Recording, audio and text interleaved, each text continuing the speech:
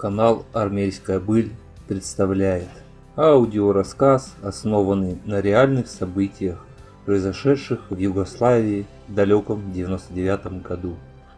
Когда наши десантники взяли под свой контроль югославский аэропорт Слатина, оказывается, не только британцы пытались его взять первее или хотя бы отбить. Было там и несколько французских подразделений. Если те же британцы успокоились только после того, как была показана серьезность намерений российского десанта, который мешал посадке вертолетов, останавливал танки, то французы даже не пытались что-то предпринимать.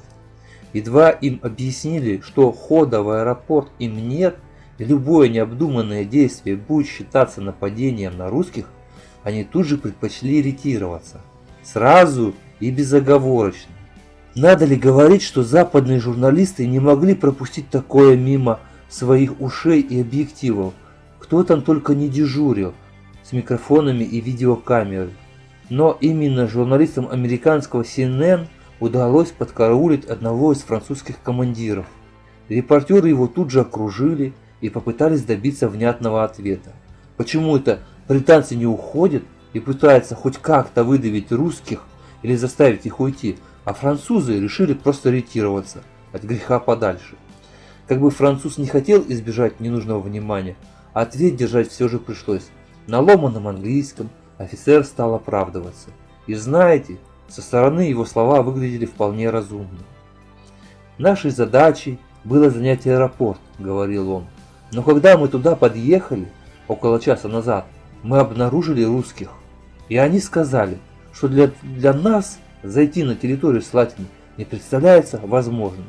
Вот так вот, просто и непринужденно, французы отказались от своих притязаний на, замечу, очень нужный НАТО в стратегическом и тактическом плане аэропорт.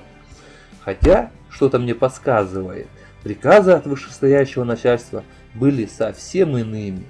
Кстати, именно после этих событий британскому генералу Джексону пришлось также оправдываться перед журналистами за общий, так сказать, коалиционный межальянсный конфуз и за то, что никто не выбил российский десант из Слатины. «Нас не смущает, что вокруг тут русские», — говорил он. «Ни в малейшей степени. Я приветствую россиян. Они часть миротворческих сил. Спасибо им большое». Джексон эти слова прочитал по бумажке.